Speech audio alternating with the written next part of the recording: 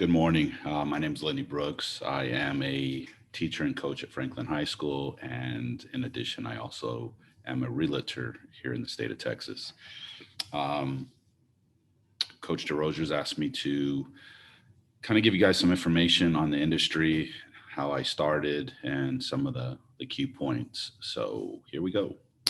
I started real estate about 3 years ago.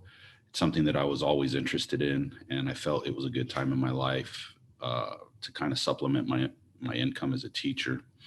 In order to become a realtor, you have to uh, complete state mandated courses. There's 5 courses you have to take. Once you're done with that, um, you basically have to go take a state test. There's 2 parts. There's a national part and the Texas part, and you have to pass both of those in order to apply for your license.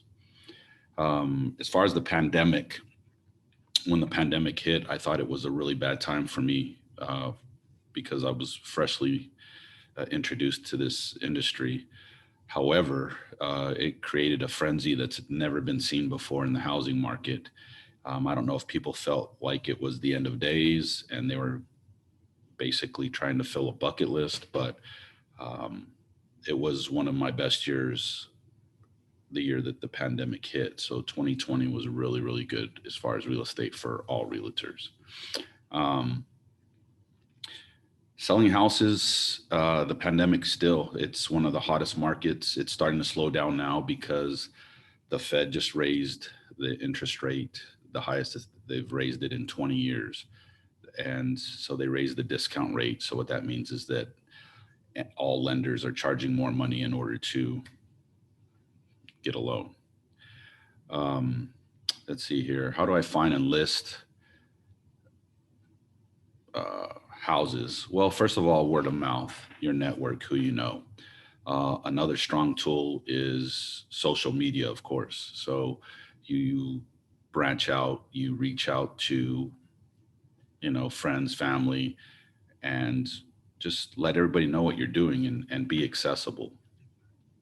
Has there ever been a house you would turn down? Absolutely.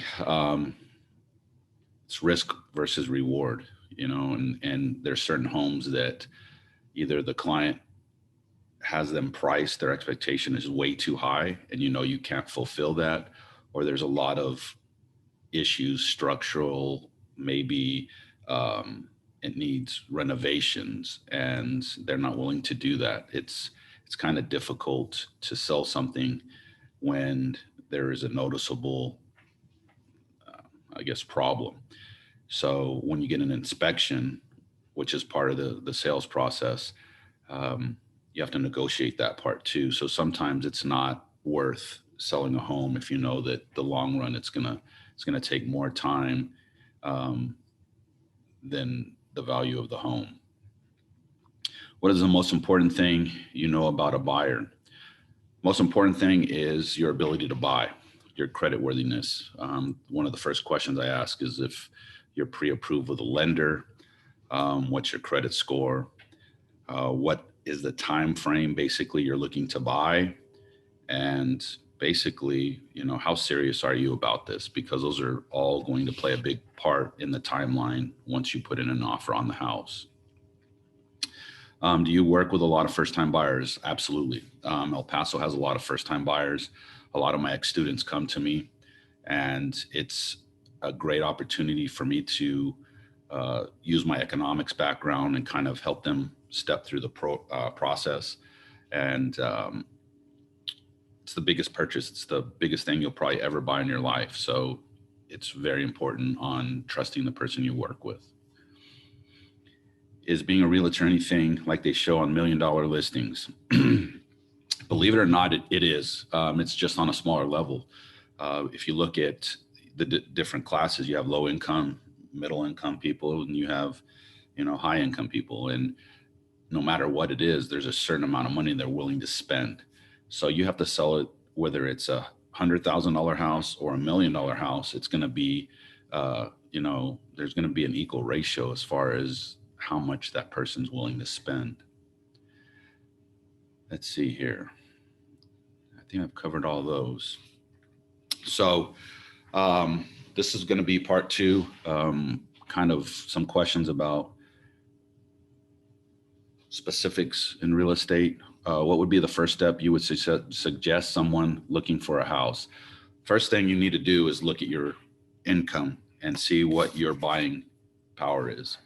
And that's why it's important to get pre-approved. You call a lender, they'll look at your debt to income ratio, and they'll let you know exactly what you can afford. Because at the end of the day, you only have so much discretionary income. And if you dip into it too much, it's going to absolutely, it's going to strap you on your budget. Are there any tricks to finding a great deal on the house? Well, in this market, there's not a trick to find a great deal. If it's somebody you know, a relative before it gets listed. However, once a house is listed, homes are selling well over asking price. So whatever I list a house for, say I'm selling a house for 200,000, in the last 2 years, that house would probably sell for about 225,000 to 250,000. It's absolutely a seller's market. It's not a buyer's market right now. Is there a certain price range of houses you prefer to work with? No, absolutely not.